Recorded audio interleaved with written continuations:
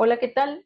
Yo soy Fabiola Álvarez Orenday, soy anestesióloga con un posgrado en anestesia regional y hoy les vengo a hablar del uso de adyuvantes en anestesia regional, pero pues sus contras, sus efectos no deseados y sus riesgos. Como sabemos, hay distintos organismos que nos rigen para hacer uso de estos medicamentos en las diferentes vías. Uno de los más importantes, pues, es la FDA. En la Unión Europea y en el Reino Unido se rigen por otros organismos. Nosotros generalmente le damos más peso a la FDA y desafortunadamente ninguno de los medicamentos usados de manera perineural, a excepción de la adrenalina, está aprobado. Entonces, eh, por aquí sería como la principal contra que tenemos del uso de adyuvantes. Ahora, a pesar de que existe esta contra de que no tenemos una aprobación del uso perineural de los distintos adyuvantes, ¿qué pasa? Que la misma FDA y tanto el Consejo Médico General del Reino Unido mencionan que el uso de un fármaco no autorizado puede estar indicado en presencia de una justificación científica razonable y cuando se ejerce un juicio clínico sólido. Al igual, en el Reino Unido menciona que la prescripción de un fármaco no aprobado puede ser adecuada en presencia de evidencia adecuada y o experiencia de uso del fármaco y cuando ningún fármaco alternativo y autorizado satisface las necesidades del paciente. ¿Qué quiere decir esto? Que nosotros podemos encontrar diferentes artículos o diferentes estudios clínicos controlados donde podemos observar el uso de estos medicamentos. ¿Y qué pasa? Bueno, hay una controversia ahí de que no está autorizado por la FDA, pero sin embargo se siguen haciendo estudios clínicos controlados, tanto en humanos como en animales, como en ratas. Entonces, dependiendo nosotros de la evidencia que tengamos, pudiéramos hacer o no uso de estos medicamentos. ¿Y por qué el afán de poner un adyuvante al anestésico local? Vaya, pues nosotros bien sabemos que el trauma quirúrgico o el daño tisular va a provocar una serie de liberación de factores que nosotros conocemos bien ya. Estos pueden ser interleucinas, factor de necrosis tumoral, estos son bien conocidos, pero a veces no tomamos en cuenta que también podemos tener cambios neuroendocrinos, tanto liberación de catecolaminas, liberación de cortisol, aumento de la glucosa en sangre. Entonces, todos estos marcadores pudieran estar presentes cuando no solamente no damos una buena analgesia, sino que no portamos esa respuesta al trauma quirúrgico o al daño tisular. Tan es así que ya en el 2023 pues se ha estado midiendo en sangre cuando se pone un bloqueo, por ejemplo aquí en un bloqueo TAP o una anestesia epidural y se ve que a comparación de no poner nada, pues sí hay sí está a favor el uso de anestésicos locales, tanto de vía periférica como en el neuroeje. Entonces, no solamente hablamos en términos de analgesia, sino también de la recuperación de los pacientes, de la cicatrización, en fin, tiene muchos beneficios prolongar el efecto de los anestésicos locales en estas situaciones. Entonces, por eso el afán de darle un tiempo extra a ese anestésico local para que nosotros tengamos disminución de todos estos marcadores. ¿Cuál es el principal contra de los anestésicos locales o más bien de los adyuvantes de los anestésicos locales? Pues la neurotoxicidad. Mm, Se recomienda que si nosotros vamos a utilizar un adyuvante, veamos si tiene algún conservador. En dado caso de que tuviera algún conservador, pues no está indicado el uso de este por la potencial neurotoxicidad. Esta neurotoxicidad puede variar en diferentes grados en el daño neuronal de los medicamentos que ya se han visto que no se deben utilizar como adyuvantes por la neurotoxicidad, pues podemos ver aquí el midazolam, ketamina y neostigmina. Estos ya hay evidencia tanto in vivo como in vitro que pueden causar daño a nivel neuronal. Los opioides como el fentanil, morfina o tramadol realmente no tienen un beneficio extra ponerlos de manera perineural versus ponerlo de manera IV. Por el contrario, pudiéramos tener mucho más efectos adversos. Entonces, la principal o lo que debemos de ver sobre todo es si dañan o no el nervio. También tenemos muchísimos más efectos adversos dependiendo del medicamento que utilicemos, pero la neurotoxicidad es el que más pesa. También vamos a tener una cosa que se llama dolor rebote. Este dolor rebote es una complicación potencial de la anestesia regional. ¿Y cuándo se presenta? Este se presenta generalmente a la resolución del bloqueo nervioso periférico. Esto es cuando se acaba el efecto de nuestra analgesia regional. Se ha visto sobre todo que es muy dramático con un dolor 10 de 10, sobre todo en cirugías ambulatorias. ¿Por qué? Porque los pacientes pues se van a su casa, a lo mejor no dimos unas indicaciones eh, suficientemente claras para iniciar la analgesia antes de que termine nuestro bloqueo de nervio periférico. Entonces, se recomienda que siempre los pacientes, si se les dio analgesia regional, se complemente con analgesia preventiva vía oral cuando se van a su casa y que se les recalque el uso de estos medicamentos antes de que termine el tiempo de bloqueo. Este dolor rebote generalmente es transitorio. Menciona la literatura que puede durar hasta 4 horas, pero 4 horas de dolor insoportable, pues ninguno de nosotros quisiéramos pasarlo. El uso de dexametasona es nuestro gran aliado en caso de dolor rebote, entonces pudiéramos hacer uso de dexametasona cuando los pacientes presentan este tipo de dolor. Y pues evidentemente cuando pasa esto se asocia a un mayor consumo de opioides. También es otra de las razones por las que se quisiera prolongar el efecto del bloqueo del nervio periférico. ¿Qué podemos hacer también para prolongar el bloqueo? Colocar catéteres continuos. Dice la literatura que hasta el 50% de ellos falla. ¿Qué puede pasar? Pues que puede haber una migración espontánea, puede haber fuga de líquido del anestésico local y con esto una potencial intoxicación. Eh, Nosotros sabemos bien cuando ponemos un catéter epidural que a veces los catéteres vienen o están doblados o están tapados o cosas que se salen de nuestras manos, no por una mala técnica, sino que realmente pues es una migración, hay fuga de líquido, está doblado, está tapado. Entonces, todos estos reportes mencionan que hay una falla hasta del 50%. Está bien indicado, pero hay que tomar en cuenta que hasta la mitad de nuestros pacientes pudieran tener una mala analgesia por esta situación y entonces ahí el consumo de opioides y todos los efectos indeseados pues se ven, regresan. Entonces hay que tomar esto en cuenta. Son buenos los catéteres continuos, pero hay que tener precaución con esto.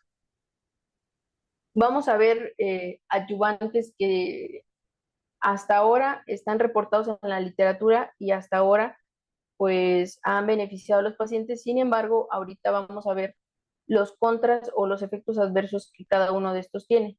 Aquí este dibujito me gusta mucho. ¿Por qué? Porque podemos apreciar los mecanismos de acción de cada uno de estos medicamentos y casi todos están asociados a al canal de sodio que actúan dependiendo, modificando los voltajes, dejando el canal de manera negativa o hiperpolarizado o positivo. Hay diferentes mecanismos y pues también pudiera haber vasoconstricción. Ahorita vamos a ver los diferentes tipos de coadyuvantes y sus mecanismos de acción. La adrenalina, que es la única probada para su uso perineural, generalmente lo utilizamos como un marcador para ver si no estamos en algún vaso. Entonces, la adrenalina, su mecanismo de acción va a ser la vasoconstricción. Esta vasoconstricción va a disminuir la absorción del anestésico local y por lo tanto va a prolongar su efecto. La adrenalina puede ser neurotóxica de tal manera que pudiera comprometer el flujo sanguíneo del mismo nervio, o sea, del vasa nervorum. Entonces, la ARRA menciona que no se recomienda en pacientes con una neuropatía ya conocida. La mayoría de los pacientes con una neuropatía ya conocida son pacientes pues diabéticos, ya sea de larga evolución o mal controlados. Entonces, si nosotros tenemos este tipo de pacientes, pues no estaría indicado que se le administre adrenalina por la potencial neurotoxicidad. Otros de los medicamentos muy estudiados pues son los opioides. Para fines prácticos, ninguno de los opioides aquí mencionados, morfina, fentanil, sufentanil, hidromorfona, a excepción de buprenorfina, van a hacernos de ayuda. Los diferentes opioides, como se menciona al inicio, más allá de ayudar, pues van a traer más efectos adversos. Y la calidad de la analgesia va a ser igual o menos que cuando se administra IV. Entonces, realmente no tiene caso administrar un opioide porque no se ve algún beneficio. Como les mencionaba, la buprenorfina es la que pues tiene mejores expectativas, puede prolongar el bloqueo hasta 8.5 horas, en algunos verán 8, en algunos verán 8.5, dependiendo de dónde lo lean. Y neurotóxica realmente no se ha visto en estudios que sea neurotóxica. La buprenorfina actúa directamente sobre el canal de sodio, no permitiendo el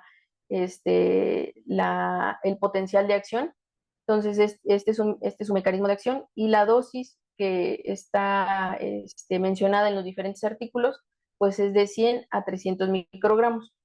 Recordemos que los opioides pudieran traer efectos adversos. La buprenorfina, sobre todo, la mencionan que el principal efecto adverso es la náusea y vómito postoperatorio. Entonces, si nosotros utilizamos bupre perineural, deberíamos de agregar algún antiemético. Esa es la recomendación.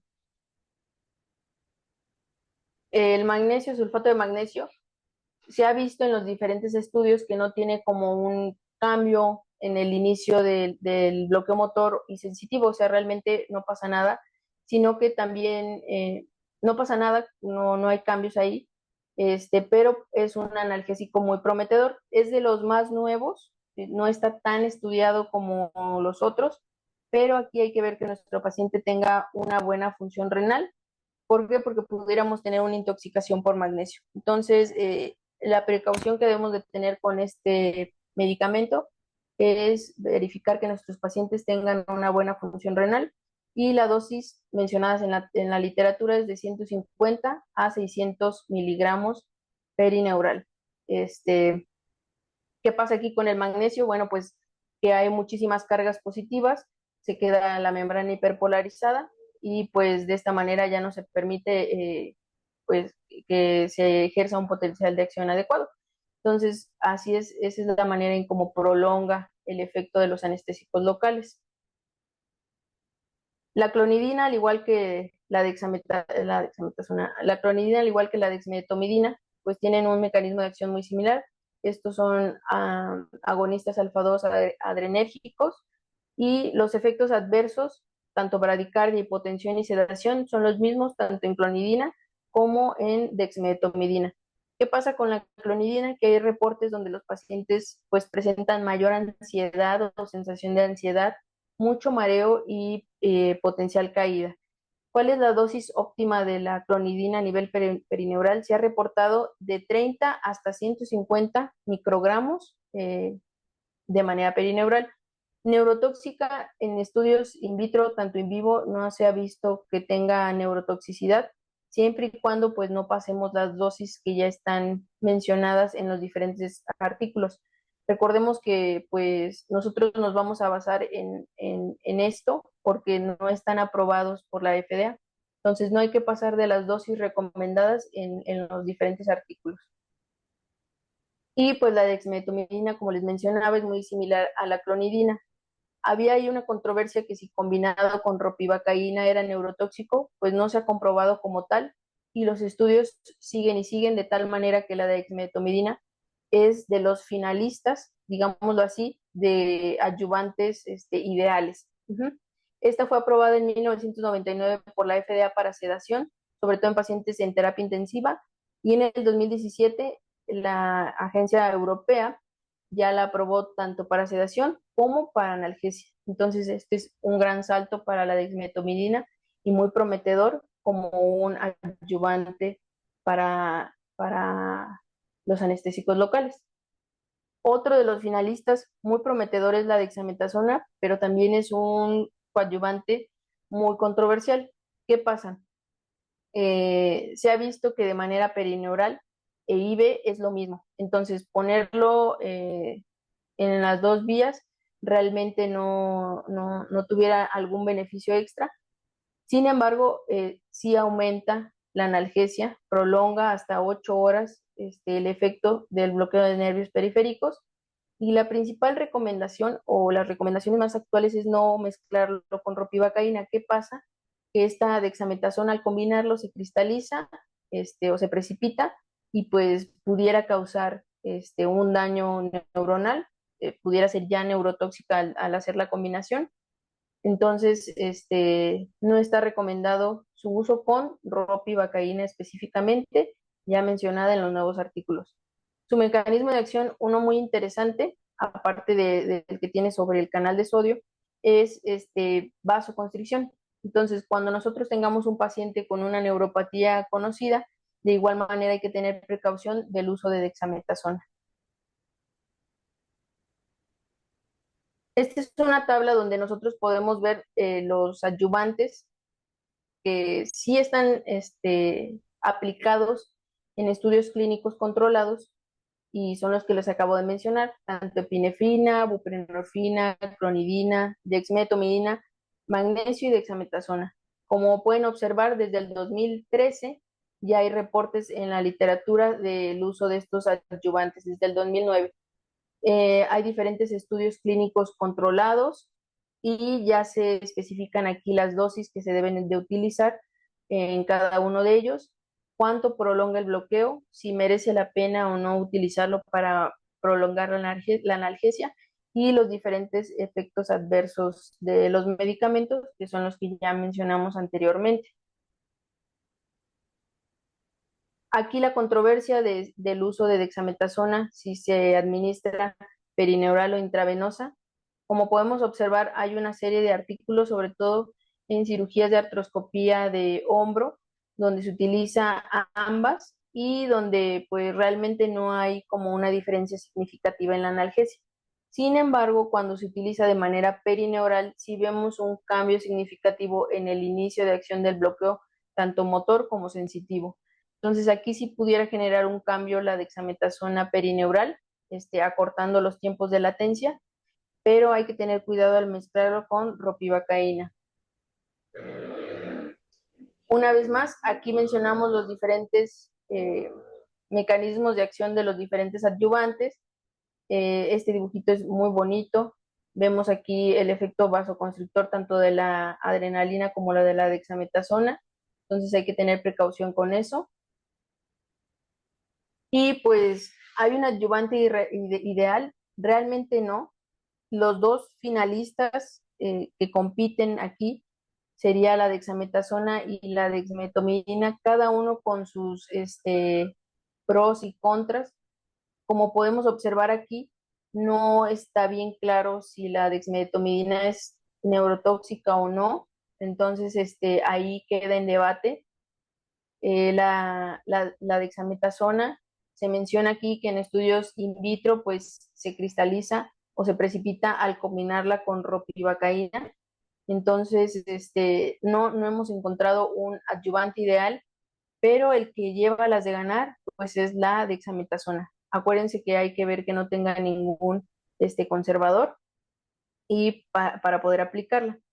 Este, aquí esta tablita donde resume también los efectos adversos, las dosis de los diferentes adyuvantes y en promedio cuánto prolonga la analgesia. Ahora, hablando específicamente de la dexametasona, eh, ya vimos que, pues bueno, es mejor aplicarla IV y es similar el efecto de prolongar esta analgesia, pero entonces, ¿qué es mejor, ponerla preoperatoria o posoperatoria? En este estudio del 2024 hecho en China, estudiaron a 168 pacientes en donde les aplicaron tanto de manera preoperatoria la dexametasona como de manera posoperatoria. ¿Qué era para ellos preoperatorio? En otros países tienen una sala de bloqueo en donde el paciente primero pasa esa área de bloqueo y posterior al bloqueo ya pasa a quirófano. Entonces, en este artículo, este es el caso. La sala de bloqueos es donde se le administra la dosis de dexametasona IV, se realiza el bloqueo interescalénico, pasa a quirófano, se le realiza anestesia general, se opera y pues se va midiendo la analgesia en los diferentes tiempos. Aquí la ventaja que tienen ellos, o ventaja o desventaja, no lo sé, dependiendo de dónde lo veamos, es que los pacientes posoperados de cirugía de hombro están hospitalizados hasta 48 horas, cosa que en nuestro medio, por lo general, son cirugías ambulatorias. Entonces, esa es la ventaja que tienen. De manera posoperatoria, ellos lo mencionan que lo ponen en el área de recuperación y así es como van observando, pues, qué es mejor, si pre o posoperatoria. Y llegan a la conclusión de que realmente no hay diferencias significativas, estadísticamente significativas, si uno lo pone de manera preoperatoria o posoperatoria.